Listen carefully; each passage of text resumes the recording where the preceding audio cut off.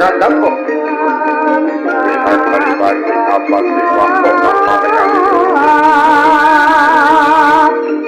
Lino mandi kamu.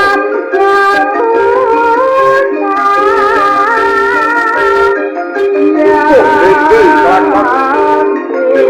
Sang pada bocah berikodan.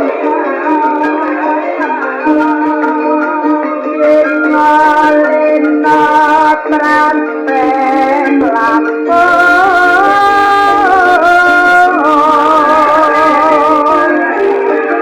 Sirno panjaning kalung bol jenengku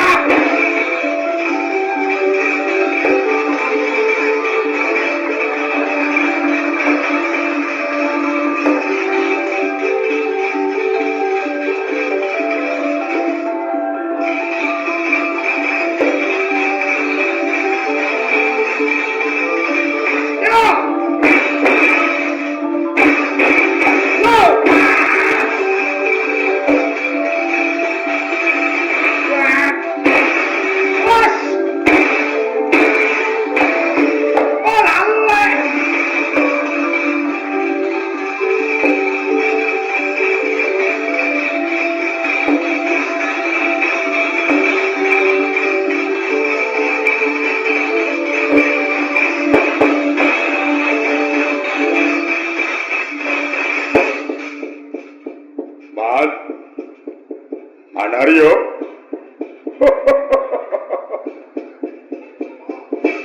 Iso dawuh ora iso nglakoni. Meling manti-manti nyang Kurawa le, kowe ngotelu kudu dienggo. Ngrungokno, ngrasakno, nglakonana ning aja ngantuk. Lah kok malah sampeyan pun ketok tele-tele. Mandeke nggon le aja te. Lah nggih. Tele te. Ora iso omong ya aja omong. Lho niku enten apa kok bunjut kabeh niku kan? Diremuk waris kok le. Sing remuk sinten? Iki mau aku nonton perange Swatama tanding karo Gatotkaca. Wah nyenengke. Upama Swatama kalah memper wong Gatotkaca iki ya trajange kaya ngono. Tanpa nganggo gaman si Gatotkaca mongko Swatama nggawa binti. Tempilinge Gatotkaca iki malah cemengklang suarane. Lawang awak sarwa wesi kok dibindi iki rak padha karo dipandhi. Swatama kalah. Kapan kok ora kalah iki kapan? Wong angger maju kalah lho kok nekat wae. Wis tak kandhani eling lho mok, kowe iki wis kerep kalah. Kowe aja ngamuk, aja nekat, margo nek wong iki yen kalah iki abate mesti kaya diobong. Dielingi bola-bali malah nekat iki kalah meneh Swatama. Awon kalah ganti Kartomarma maju. Kartomarma ditandangi karo Antareja disambi linggih kok wis perat cangkeme Kartomarma. Apa karo prajurit kon brondong gaman. Wah wis mimis kaya udan. Ewadene ora iso mbucikke kulite Antareja. Kartomarma mundur ganti aku karepku arep ngawe kowe. Ora ngerti Antareja iki wis ana ning mburiku. Tanpa seraba-seraba sabukku dilarak bangke aku dicandak. Digawa mlayu tur digendhong, Citraksi saka lor nututi karo nggawa tutuk kenthongan. Karepe Citraksi apik arep nutuk Antareja ning Antareja ndingkluk. Genging kena ning cengelku ra ngono. Praspers ora kena Antareja iki jer kena gundulku wae. Areng Antareja sing gendang kesel iki aku disalahke ngisor. Lenggah mriki nggih, Mbah. Aku ya dipijeti lengenku karo aku disayang Antareja. Dengareng kok putuku kok ngesun aku. Terus ora kok Citraksi iki nuthuk ora mandeg. Ngerti aku didokok ngisor iki malah saya mumpeng le nuthuk. Watake Antareja ngerti pengapesane Citraksi tuthuk kiwa mlembar nengen tuthuk ngarep lembar mburi. Citraksi lena Antareja prayitna Citraksi ora eling nek Antareja iki iso ambles. Terus bareng sing entek-entekan mongko liancang-ancang iki sak kayange ngene. Kumawe ning tuthuk kentongan Antareja wis ora enek wis nyampluk raiku. Aku dipongletak iki diteter terus karo iki Raden Mas Jaya Citraksi iki mah. Mutiar kowe, mutiar. Bareng aku jenggala iki cipta Citraksi terus kandha. Lho, lah kok le ngene ya ya.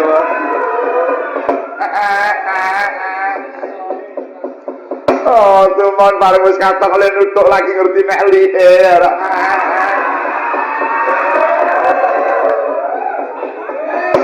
Pancen dirampok wong tenan kok. Nuthuk iki ora iso milih iki waris apa dudu kok nekat. Bola bali murid tukung ya ngono kuwi ya. Wong tukung ku gedhe kok lah iya. Terus pripun? Saiki nek ora kowe sing maju mongso menang. Marga wong semene iki sing dijagake iki ya mung kowe. Marga kala mangsa kowe iki ya sok dadi ndas. Kowe ndak ngisor ranyang kok ya dadi ndas ta kowe. Genah to. Lah iya. Mula mumpung iji anget nggih kana mangkata. Mungsuh kula sinten? Mong kari milih Antareja apa Gatotkaca. Wah, bayi kabeh. menang ora kondang kalah ngisini-sini. Lah witekno anak ya mung cah loro kuwi kok kowe milih sapa? Nek kira-kira boten gebak ampun mang tanding iki, Wan. Kowe wani karo Antareja, wani mawon. Karo Gatotkaca, wani mawon. Kowe alon-alon wae bocah iki. Isih sore kok bengak-bengok. Yen pancen wani wis kana majiwa. Aja nganti kowe madal sumbi tandang ana Antareja. Nggih. Antareja iki bayi wingi sore. Nggih. Ora pun kandha kalih sampeyan nek Antareja niku cah apik atine lho. Bocah ngerti tata krama, ngerti yang watake kasusilan, ampun nganti dijarang. Kowe iki piye tak terus? Omongmu kok esuk dele sore tempe malah dadi ngoten. Oh iya ya, kewalik niku wau. Ning kowe wani, wani.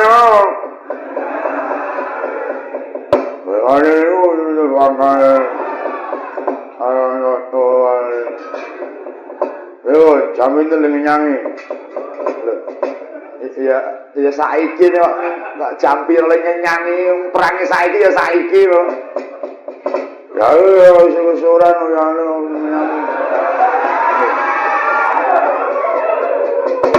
Perang ya ora metung wanci, esuk petuk mungsuh ya perang, petuk awan, petuk sore ya perang. Ora duga ora. Wani ora. Nek pancen wani meneng tak tantangke.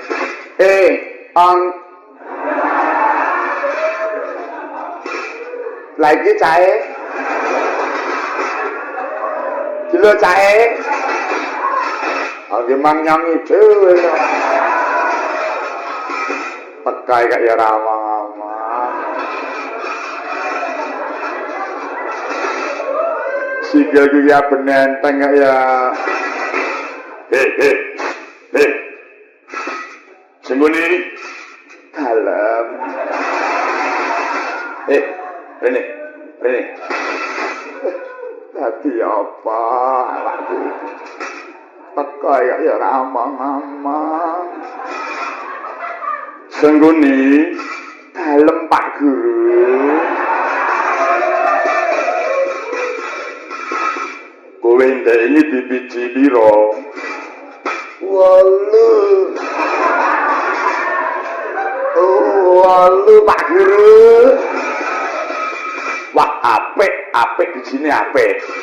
Dalem Pak Guru. Jawa Tengah ki ibu kotane ngendi? Jawa Tengah ibu kota Semarang.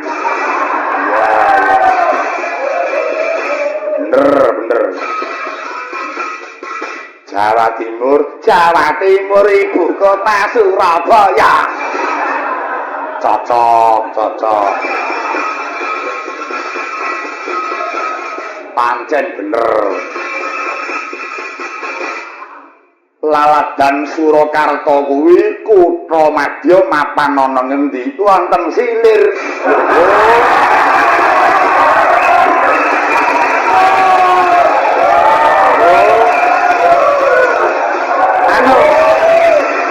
Iki piye? Anu. Nyuwun pangapunten klintu Pak Guru. Wah, wis. Wah, ora patuk. Nyuwun pangapunten klintu Pak Guru. Lah wong ngawur wae iki piye? Wonten Surakarta hatine ngrat. Pak Guru. Piye awakku? Sengguni dalam. Kowe wis petang.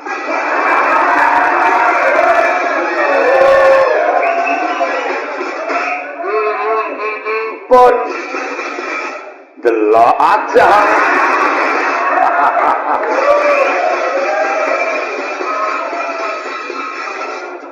kajen karo ora iki ora mung saka umurne saka tumindake. Arepa wong tuwek nek kaya Sengkuni ora ana sing sudi ngejeni. Pancen mong Ngastina ki sing elek diduwe yang durna ya Sengkuni kuwi. Ngendi nggon ngendi papan angger iki ning Sengkuni mesti kerep rusak ya bener. Mula kudu dibabrak sak oyot-oyote. Ayo henti, maju kali atiku para-para.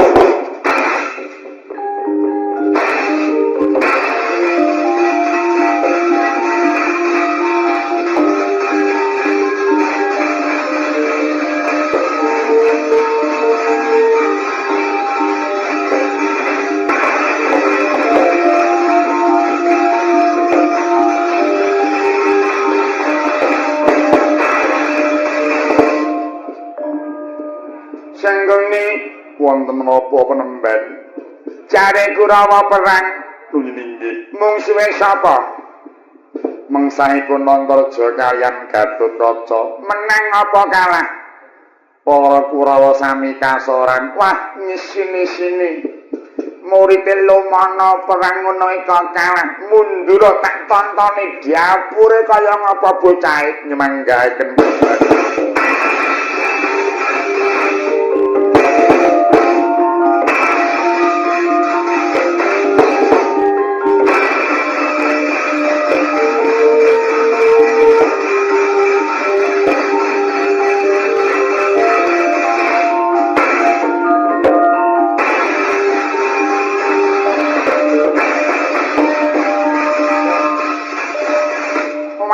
Iki sing jeneng Gatotkaca awur kowe. Lho, lha kowe sapa? Aku Antarja. Tak kene arep apa? Bakal nyuwun balipun Pandhawa. Ora kula tawar tradel pengerung yen wektu iki Pandhawa lagi swita marang guru kang ana Praja Mestina. Jenenge sapa? Resi Lumana. Wis tau Lumana apa durung? Durung. Ya aku iki mati dening aku. Ayo.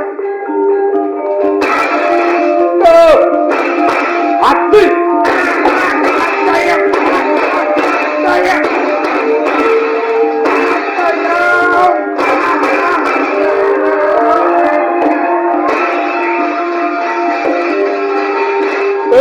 Yo, gimana yo? Gimana ya? Kapan ini? Ayo, kapan ini? Ah.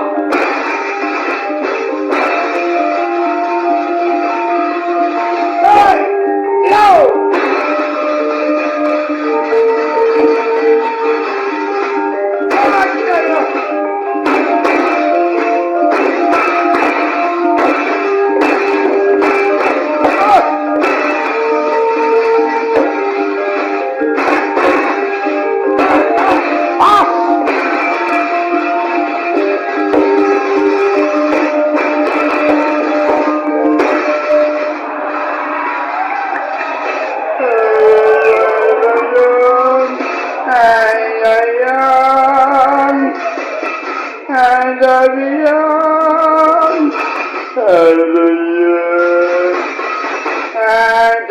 Lumana, apa? Rantemu isi apa ora? Nek mung selembar ketanggungan, kene tambah ono. Tambah ono. Arep tok gawe apa? Ulatno, wis padakno. Antarja ora bisa medhot rantemu dudu Antarja. Senengane kok gawe giris. Bisa medhot ranteku tak sembah ider-ideran. Wis aja kuat. Wis. Tekan ngapa man Sengkuni. Ra opo bayi bening wis padak nonton.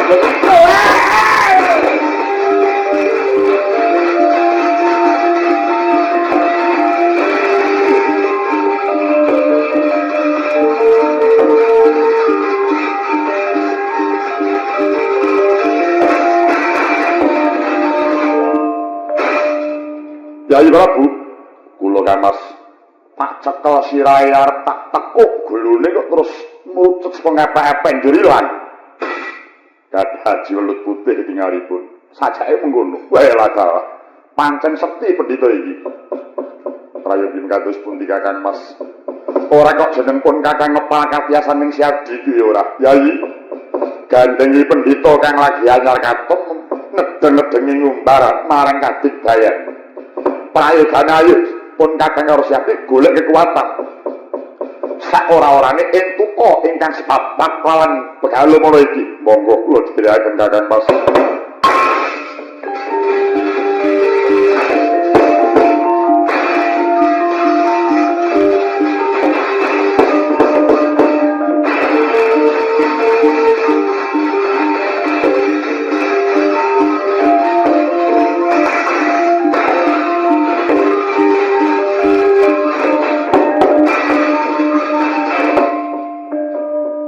Dadosan kagiat bapa guru ingkang semedha saking Bantala.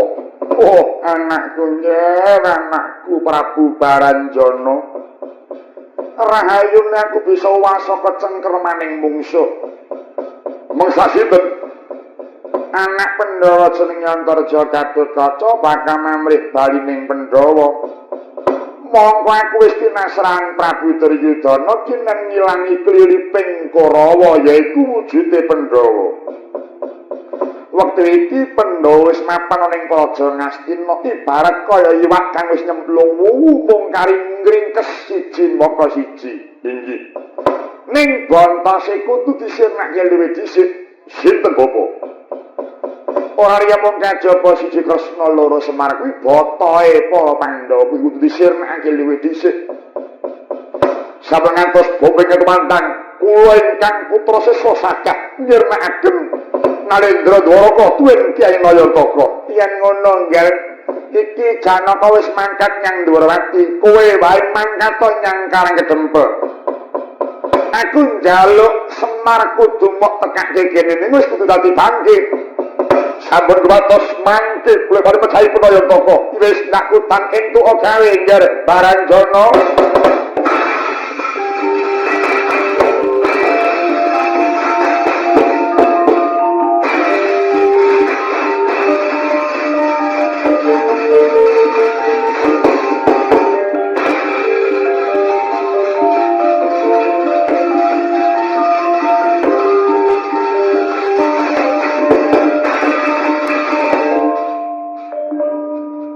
Langening kalangiwan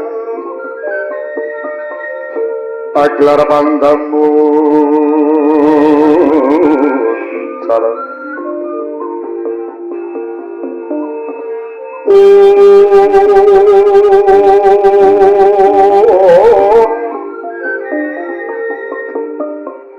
dinonder kegonan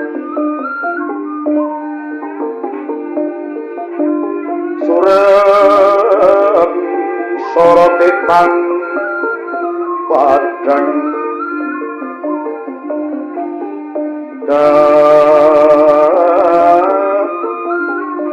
sor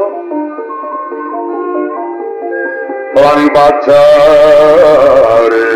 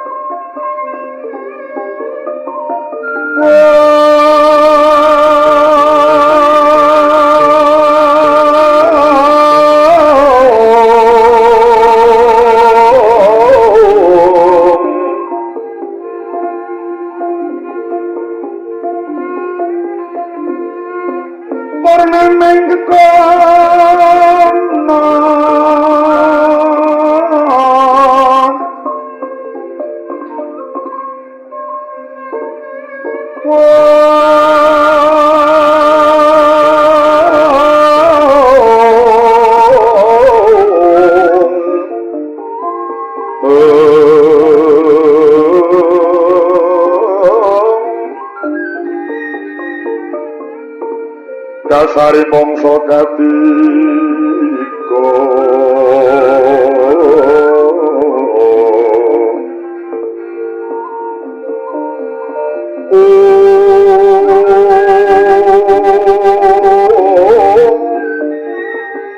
Imo anak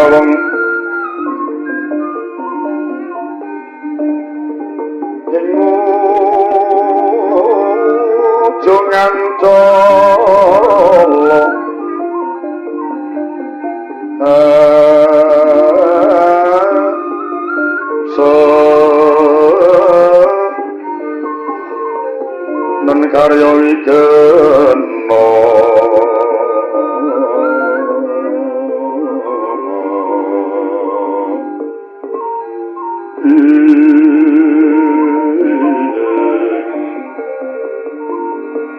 miwah sining wana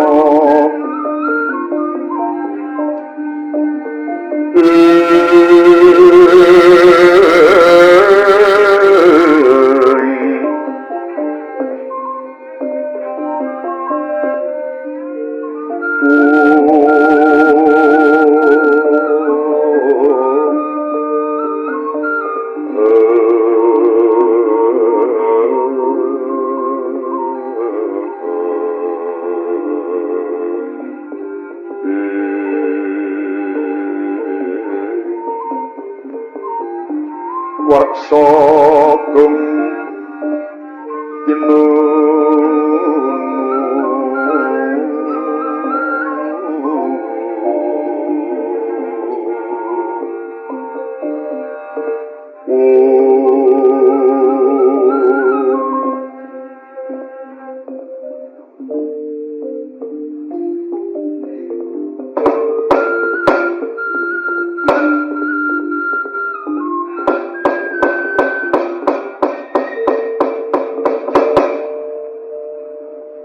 nalika sampurna Raden Antarja Winata Pringgandani ngunduri saking pabarataning pangajap arsa ngupaya Mintasaraya ingkang timbang lawan Sang Reksi Lumana. Labet Raden Anantaraja wis nyumurupi dhateng kadigayaning Sang Reksi Lumana. Nakala samono Sang Reksi Sidra parintah ingkang putra siswa nalindring timbul taunan Prabu Baranjana. Dinten ngudi marang Sranikin Mayantaka ingkang piniji sigera mahawaning dirganta ing pangajap ing dalem prateng Karang Kadumpa. Siniget ingkang lumawat mengko kang kinocap ing mangke datang kadhi ingkang wonten negari Dwarawati. Prabu Sri Bathara Kresna nalindring kang tansah nukulake ngraos kesabaran.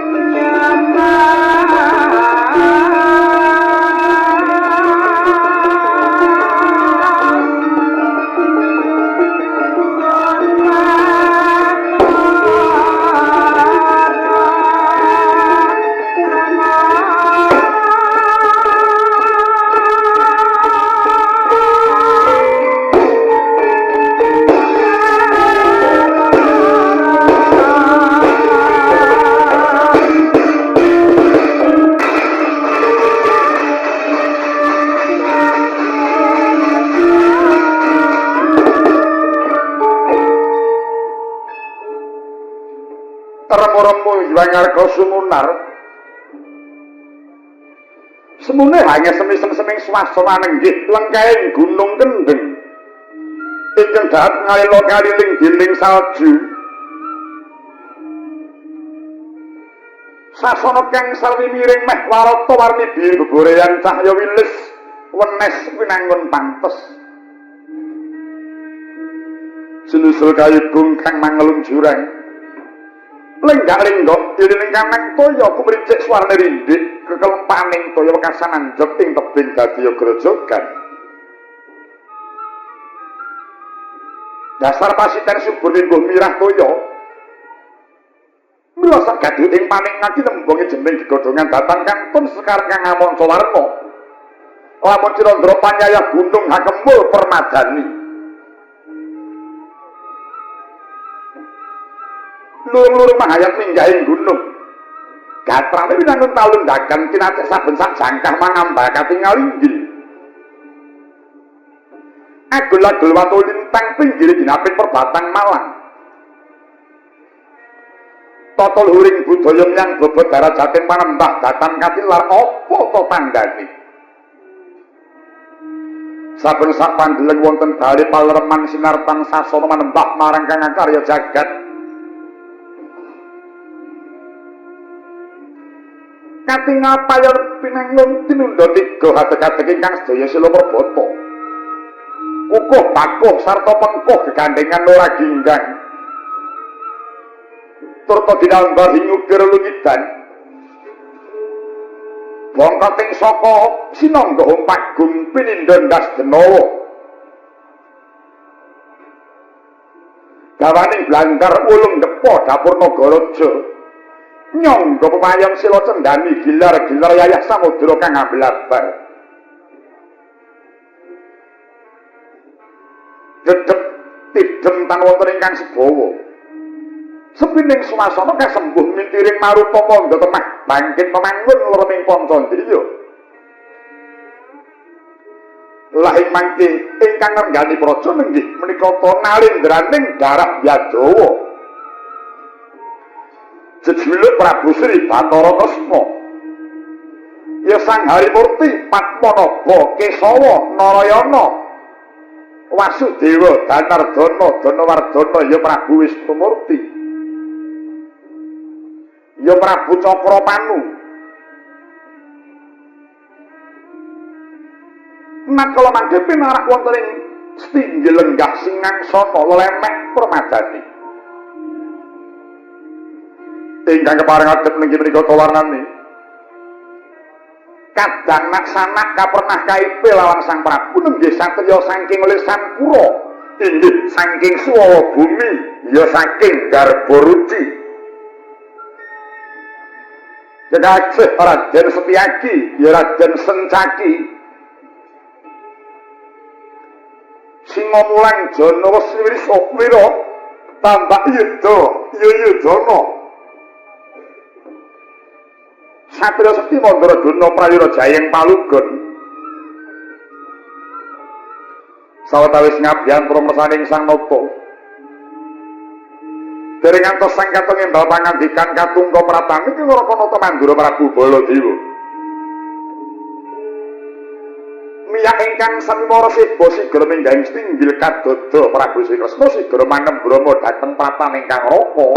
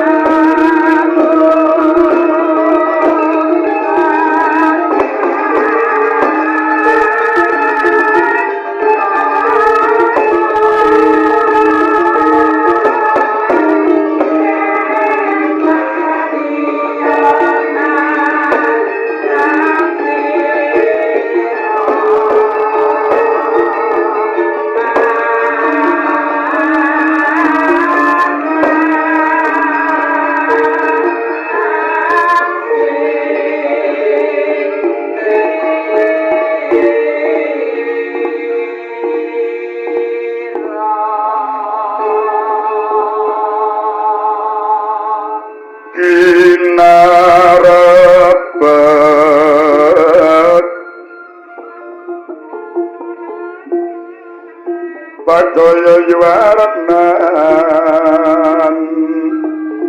nira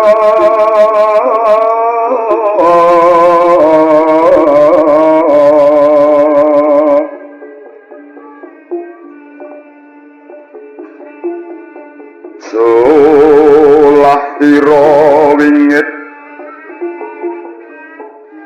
lerhap sari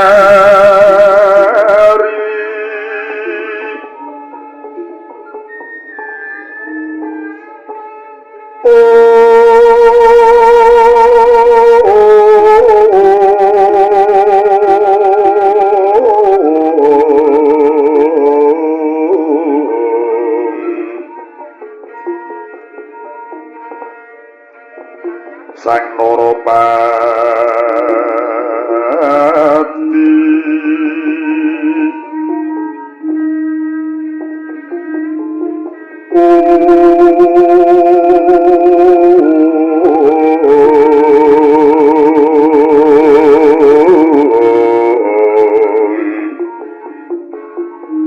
sari sari Lerwito dari nurun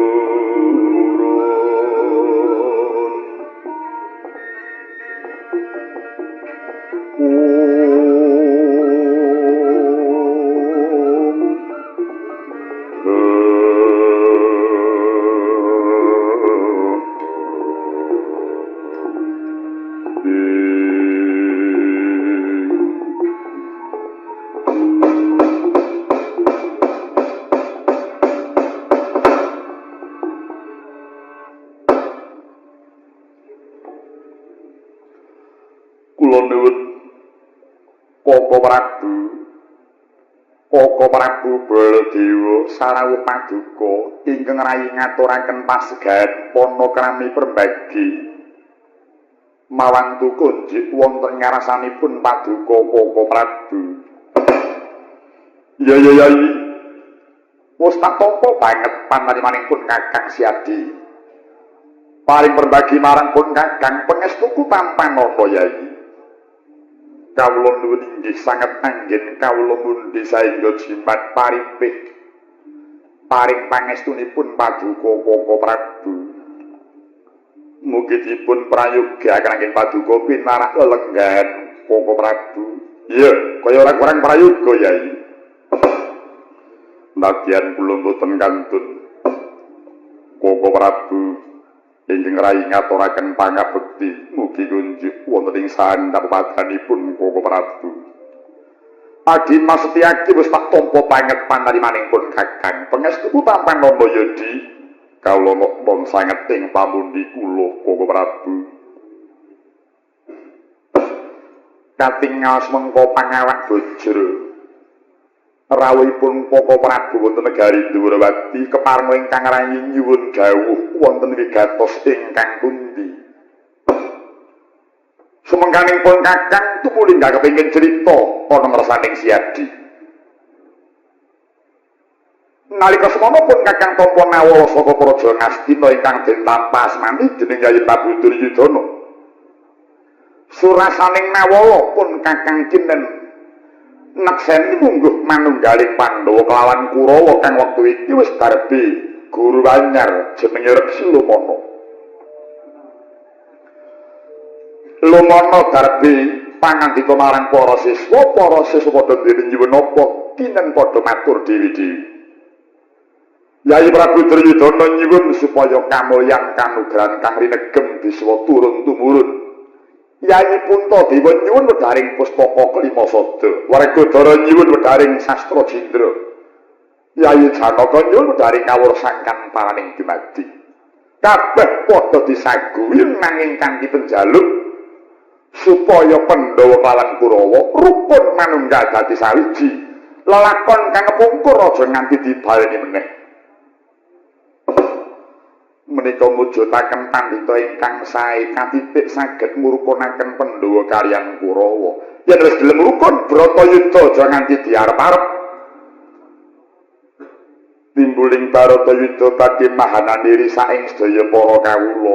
Wah, menika pandhita ingkang ngutami sanget. Karana wonten pandhita ingkang boten remen dumados ing Baratayuda. Aja nganti Baratayuda kuwi dadi syarate ngamarta lan Astina kudu didadekke nunggal sak laladan. Yen wis dadi siji sing dadi ratu aja Yayi Punta, aja Yayi Duryudana nanging Lumana dhewe sing bakal nyekel kendhalining praja. Menika pandhita ingkang sae sanget karana panjenenganipun purun ngerkaos namung sabab badhe mulyakaken dhateng siswanipun. Gusti aja siadi nyelani yen durung tutup sing dadi aturku kados pundi. Wose kabeh padha wis nyagui marang pamintaning Lumana kang wekasan lha iki sing pun kakang ora rujuk. Lumana nganakake manaliti sebab apa kok biyen-biyene Pandhawa Kurawa ora rukun sebab apa. Manut panaliti ning Lumana pancen ana sing dadi urup-urup. Mungguh sapa to kang ambebalui ora liya kok kajaba siji Yayi Prabu kaping pindhone Kakang Semar. Mula panjaluing Lumana Yayi Prabu lan Semar mau kudu disirnakake minangka tumbal. Areng pun Kakang Purwa tembung tumbal mongko siadi sing bakal ditumbal. Mergi tek kupingipun Kakang. Nanging rahayunipun Kakang bisa ngendhaleni marang nafsuning pun Kakang upama ora wah ana pendhita tak glandang ana ing Pasiwakan. Tinimbang pun prayogapun Kakang milar saka ing praja. Gegancangan pun Kakang budal saka Ngastina. Prapten negara dhuwur lati iki ingkang wigati Yayi pun Kakang Lilanana. Ora lega rasane ngati kula pun juru bisa kekesek mestakaning Lumana. Koko Prabu kula suwun Koko Prabu keparenga sampun ngantos nuruti brataning kakung kang mawa kepanasen awit yen to ngantos Koko Prabu menika mangke saestu badhe merjaya dhateng Lumana tundhonipun malah kirang prayogi ingkang menika nyuwun pangapunten kula boten nglilani menawi Koko Prabu badhe njirnakaken dhateng Lumana. Wektu iki Yayi Prabu ana sak jroning bebaya sabab diancam dening Lumana. Kula sampun pitados kaliyan purbaning Gusti kang karya jagat. Bedah menapa kula kuwatos dhateng pangancaming asanes karana gesang kula sampun sumindhi keparinging Gusti. Apa siadi ora kepareng mesakake marang Yayi Puntadewa? Yayi Punta dipun mesakaken menika sebab menapa? Karonipun tamung manut marang pakoning Lumana. Manutipun Yayi Punta boten perlu dipun kuwatosaken karana Yayi Punta ingkang sampun mundi jimat pustaka kalima sada. Saka tiyang ingkang sampun mundi kelima sada raos kuwatos menika boten wonten karana sampun pitados kaliyan pangeran. Naminipun kemawon kelima sada saking tembung kalima sada. Kalima menika gansal sada menika nenem. Ingkang mengkupi kajeng Yayi Punta sugengipun tansah ngrasuk rukun gansal kuwi rukun nenem. Mila raos kuwatos menika boten wonten. Upama Yayi Prabu ora mesake Yayi Punta ya mung werkodarane kuwi di. Kok benek lawan adat. Adat sing wis yen Werkodara krungu negarane cilik dirasani gedhe arep dibedah banjur ngamuk. Lah kok Werkodara ya mung manut wae marang pakoning Lumana ki Werkodara apa kuwi? Manutipun Yayi Bratasena inggih boten kenging dipun kuwatosaken. Menapa Koko Prabu boten kamutang nalika Werkodara swita dhateng Bapa Durna dipun ninggahaken Gunung Candramuka inggih nderek dipun seguraken samudra inggih boten suwala manut ingkang linandharan watak temen ati suci tumindak jujur menika tansah pinayungan dening Gusti kang karya jagat mila boten perlu Koko Prabu nguwatosaken dhateng pun Werkodara. Pancen tak akoni yo Dik. Aku iki tuwa siap iki mending wis tak titelni. Aku rembugan karo kowe kok menang iki kapan? Menika mboten perkawis kawon tuwin mimpang kula namung ngemutaken dhateng Koko Prabu. Selawasipun ora paket disoiring yen isih nyuwun marang rai lumono kuwi. Menawi Koko Prabu menika kepareng enget dhateng sabdaning pini sepuh kula kinten badhe saged ngendhaleni dhateng hawa nafsunipun Koko Prabu. Piye? Menawi mimpang kalian manungsa menika namung limrah ingkang sinebat mimpang sejatos menika menawi sampun saged menang kalian nafsunipun piyambak menika mujudaken menang ingkang sejati. Mila Koko Prabu kula namung ngemutaken paduka menika saya sepuh saya mindak Yosua keparenga Pradyanta sawetawis penggalih paduka sampun ngantos kumarangsang temah kemurungsung angrangsang dhateng ingkang dereng kinanten menika manggil lepat. Pancen jenenge sabar iki angel. Sing jeneng sabar iki angel. Malah mayar tunggal tinimbang sabar. Ning ora kok jeneng pun Kakang kebun suguda ning gegandhengan pun Kakang kuwi nyatane yo durung bisa ngendhaleni marang bab hawa kuwi mau. Mula supaya sabar iki prayogane priye? Menika gampil kemawon. Priye? Bodhonipun wonten swanten sampun ngantos kapiren, wonten rerupen sampun ngantos dipun pirsani langkung rumiyin. Ujuping manah namung kepengin ngenepaken penggalih mangke rak badhe lerekipun anjuk dhateng kesabaran. Pun Kakang yen ngadhep siadi bisa sabar, nek wis metu jaba kena hawa jaba mbok dadine. Menawi ngatel langkung prayogi Koko Prabu kepareng lor sawetawis wonten ing Praja Ndiwurawati. Monggo Yai, nuwun nindi. Menawi Koko Prabu krasa lor sawetawis mangke Koko Prabu badhe nguwuningani dhateng kawon tenan ingkang badhe dumados ing negari Ndiwurawati ngriki. Panggang Sri Dewa nanggal nira pinosti mungging swantana.